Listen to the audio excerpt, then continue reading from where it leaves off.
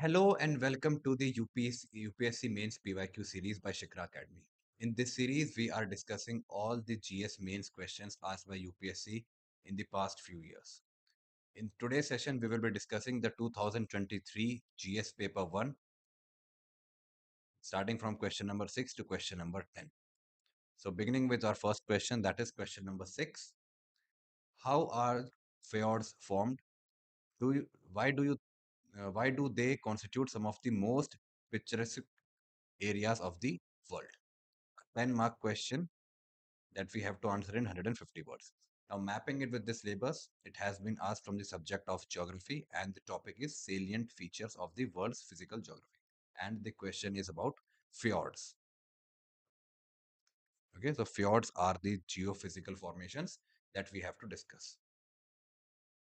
Now, it is quite a direct question. So, the approach that we'll be taking is that in introduction, we will be describing what are fjords.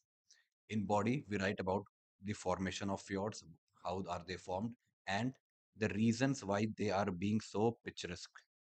And then in conclusion, we will be summarizing the answer. So starting with the introduction, fjords are long, narrow inlets of sea bordered by steep cliffs.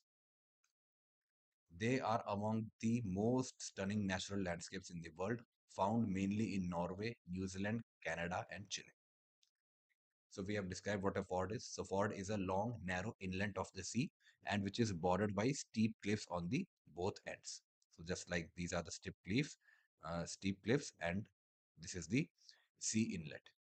Now, where are they found naturally? Like found mainly, they are found mainly in Norway, in New Zealand, in Canada, and the Chile. So Chile and New Zealand in the southern hemisphere, and Norway and Canada in the northern hemisphere.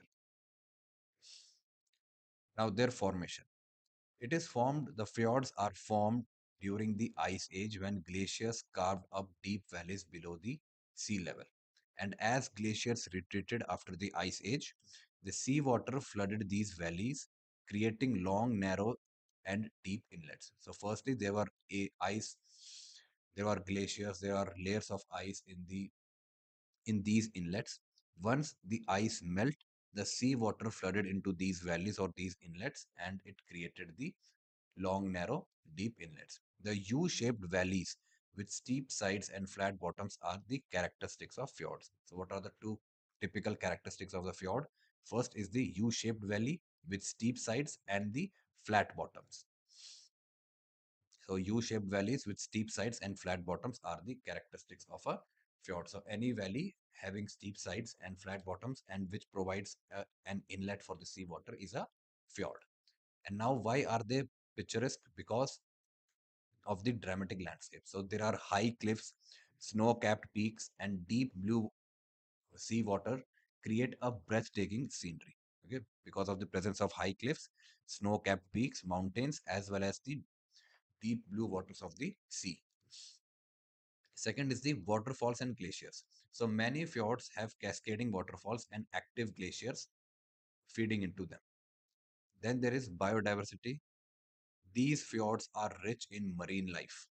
Okay, so the marine biodiversity is very high in these fjords. Forests and unique ecosystem add to their beauty. So forest ecosystem on the land and marine life, marine biodiversity in the sea inlet. Then there is tourism value because it is such a picturesque location. So this pristine and serene environment attracts the global tourist, photographer, adventurers, and now in today's day and world, the vloggers. Okay. So in conclusion, we can summarize the answer by writing that the fjords represent a perfect blend of geological history and natural beauty. Okay, so they are a marvel of the geological history and the natural beauty. Their majestic landscapes make them some of the most picturesque as well as iconic regions on the earth. So this way we have concluded the answer. We have summarized the answer. We have concluded the answer. Moving on to the next question, that is question number 7. Why is the southwest monsoon called Purvaya or easterly in the Bhojpur region? How has this directional seasonal wind system influenced the cultural ethos of the region? Now, it is also a 10-mark question that we have to answer in 150 words. Now the question is asking us two things. That is, we have to give the reasons why the southwest monsoon is called as Purvaya or easterly in the Bhojpur region. That is the eastern Uttar Pradesh and the region of Bihar. And this directional seasonal wind system, that is the southwest monsoon, the influence of southwest monsoon on the culture of this Bhojpur region. Now, mapping it with the syllabus, we can see that it has been asked from the subject of geography, and the topic is important geophysical phenomena and their location changes in critical geographical features.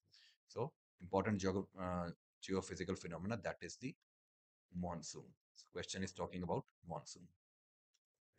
So seeing the approach for the answer, in introduction, we will give a relevant introductory line because we have to incorporate why it is called as Purvaya in the Bhojpur region. So we will talk about Bhojpur region, we will talk about the Purvaya, we will talk about the southwest monsoon and make a relevant introductory line.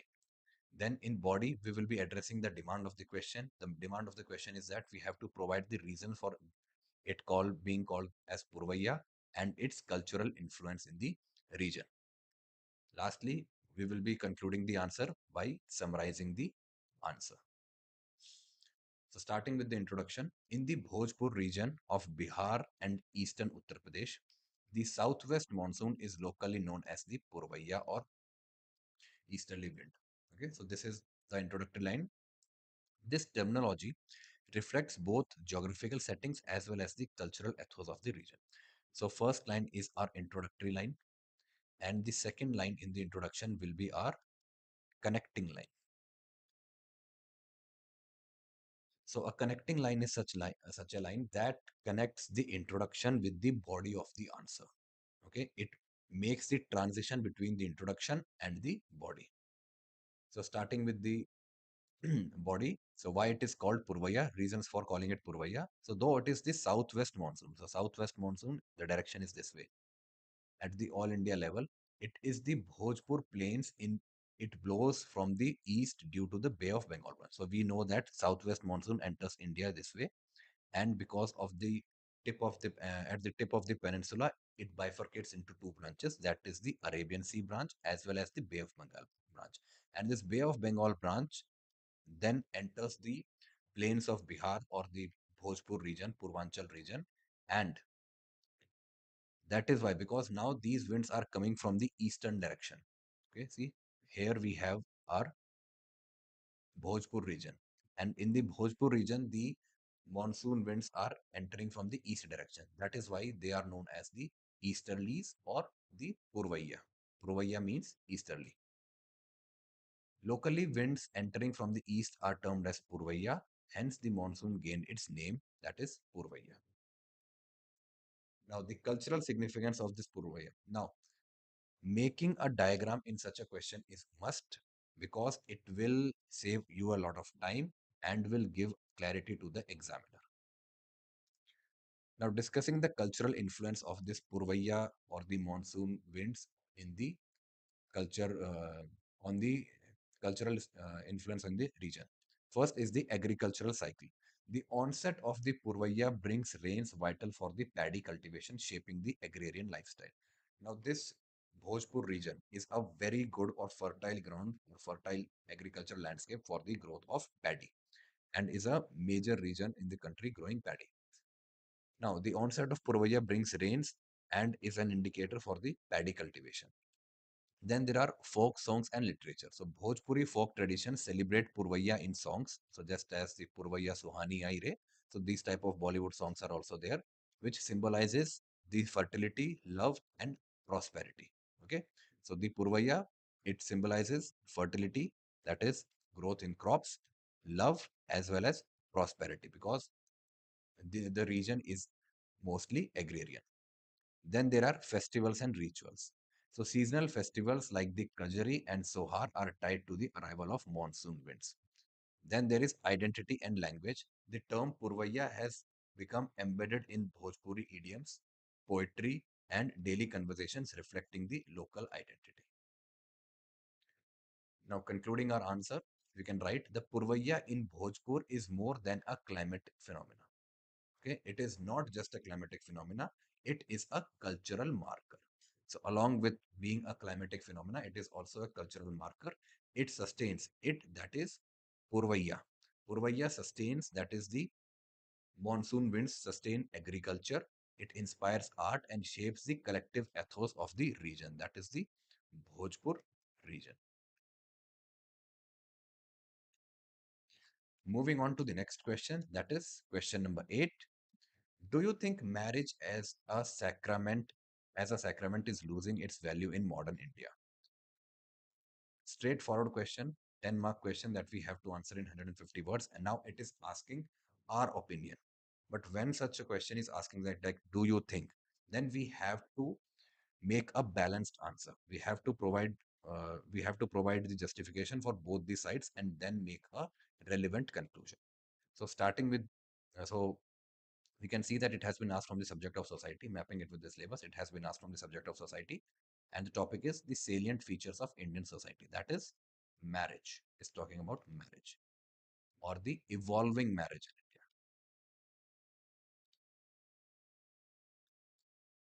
Now, the approach that we'll be taking in answering such a question is that in introduction, we describe the traditional as well as modern marriage because it is talking about a certain kind of evolution of the marriage. So we will be describing traditional and the modern marriages.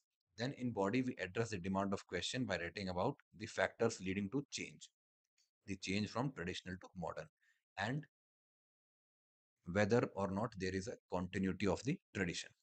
Then in conclusion, we conclude the answer. By concluding the answer, we means we look at the both sides of the answer, the both sides, that is both the factors as well as continuity of tradition, and then conclude and give our thoughts of for the answer.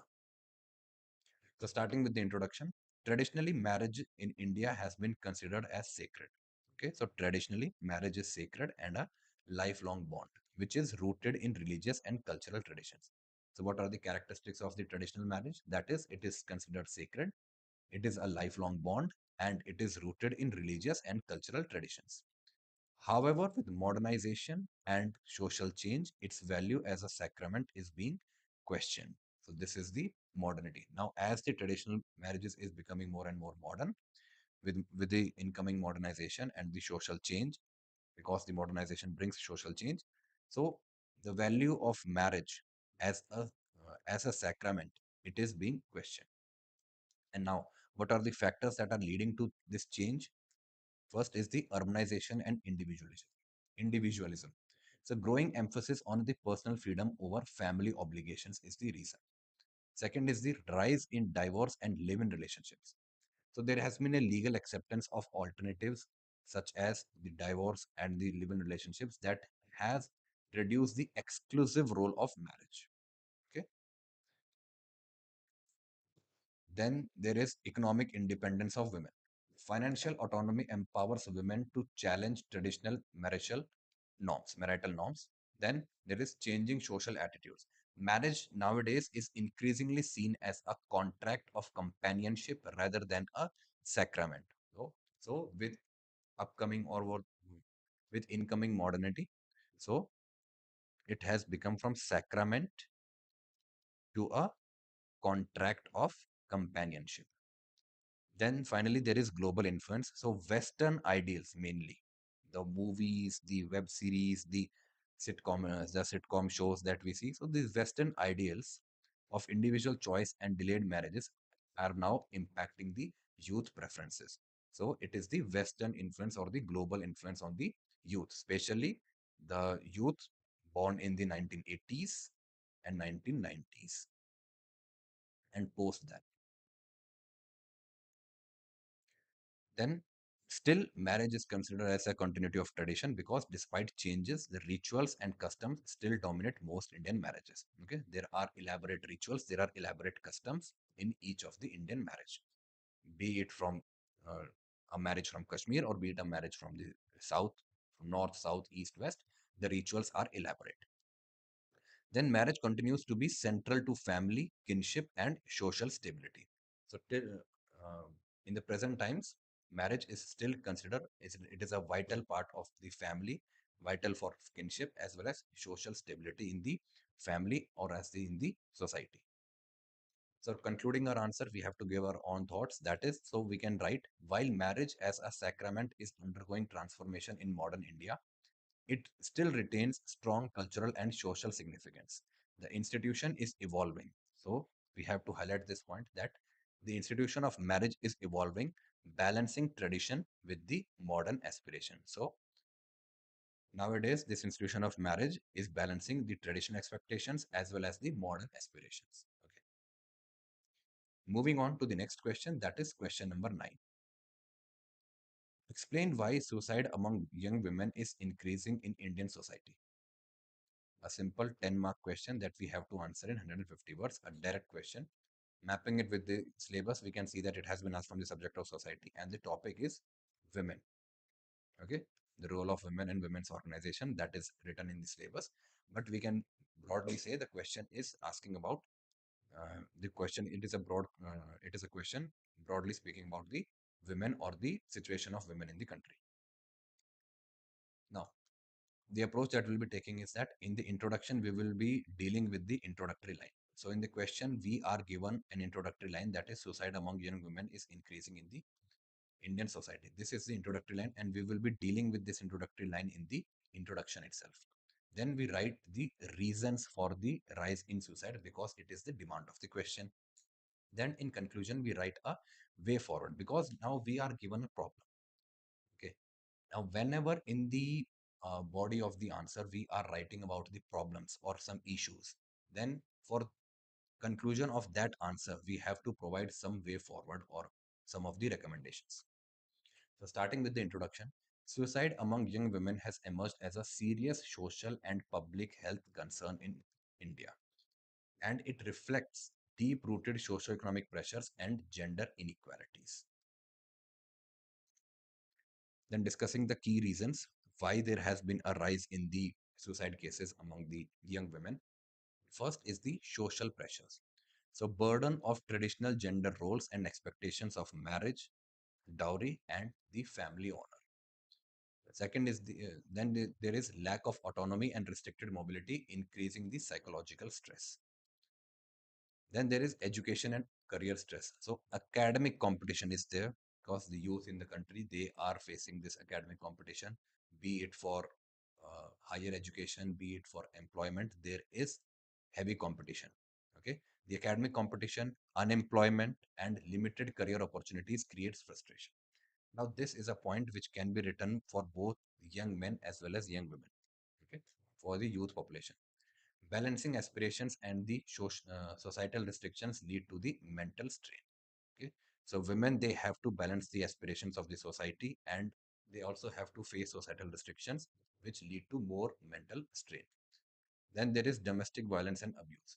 So intimate partner violence, dowry harassment, and abuse remain major trigger points. And till nowadays, very recently, we very often hear news of domestic violence, dowry harassment, dowry deaths, and major and all sorts of abuses that women face in day-to-day life. Then there are mental health neglect. So stigma around the depression and anxiety prevents women from seeking help. So till now, the mental health issues in the country are considered as a taboo and the people are very uncomfortable to talk about them. Then there is lack of accessible counseling and support system. Now, if this entire mental health situation is considered as a taboo, this limits the access to the counselors and the support systems. Finally, is the economic dependency. So, financial insecurity reduces coping capacity, especially among the rural and semi-urban women. Okay, so if because the women most of the time they are dependent on their family. Before marriage, they are dependent on their father. After marriage, they are financially more dependent on their husbands, especially in the rural and semi-urban landscape. Then writing the conclusion, we have to provide certain way forward or suggestive reforms. The rising suicide rates among young women reflect a mix of personal struggles as well as systemic failures. So it is the personal struggles combined with the systemic failures. Addressing gender inequality, strengthening mental health services, and creating supportive environments are crucial to reverse this trend of suicides. So, in way forward, we can write about addressing the gender inequality, strengthening the mental health services, as well as creating a supportive environment in the society for women.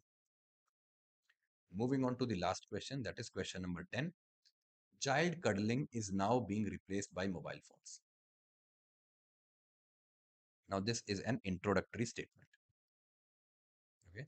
And if there is an introductory statement in the question, that has to be dealt with in the introduction of the answer. Now, discuss its impact on the socialization of children. What's impact? This mobile phones, the addiction of the parents, or parents using more and more mobile phones. Okay. And parents giving mobile phones to young children instead of spending time with them. Okay.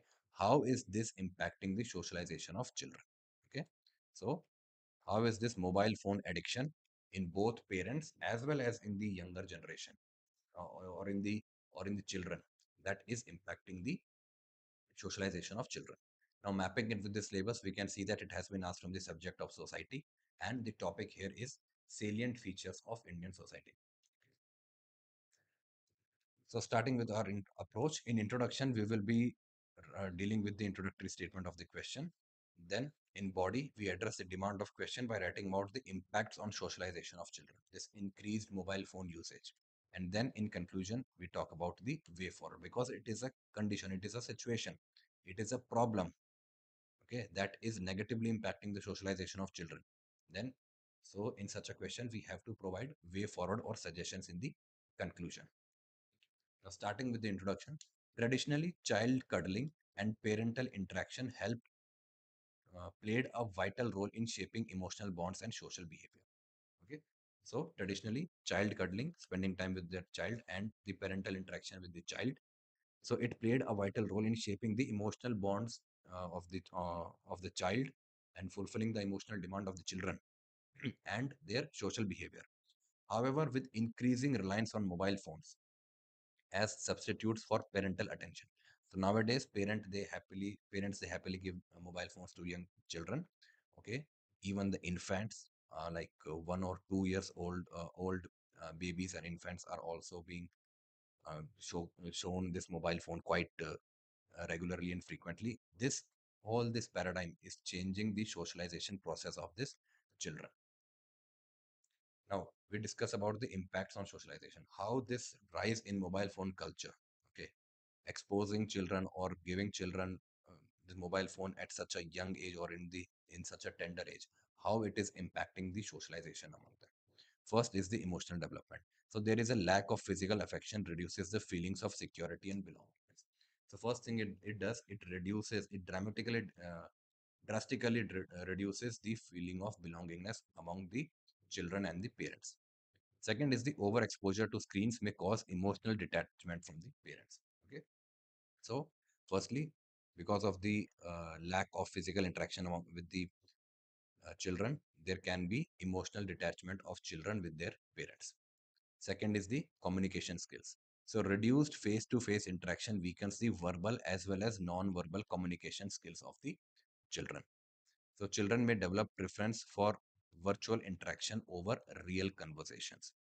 So these young children will be more comfortable because of the more and more exposure with the mobile phones. So there has been a rise in cases such that the students or the young children, they are more comfortable with their interaction in the virtual world as compared to the real life conversations. Then there are behavioral issues.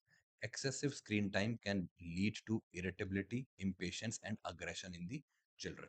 And children may adopt antisocial or isolating tendencies. And this antisocial and isolating tendencies are not good for the mental health of the young children. So mental health declines. Then there is cognitive and social growth. Dependence on mobile devices reduces imagination and play-based learning. So the learning, imagination, and creativity of the child also goes down. Social skills like empathy, like sharing and cooperation, are also underdeveloped. Now, this is the problem. How we can deal with it, that we will be writing in the conclusion. So, replacing cuddling with mobile phones hampers children emotional and social development. This is the problem. So, how we can overcome this? By strong parental engagement, regulated screen time, encouragement of real life interactions are essential to nurture balanced and socially competent individuals. Now, the PDF of these model answers will be given to you, will be available for you on Shikara Academy's Telegram channel.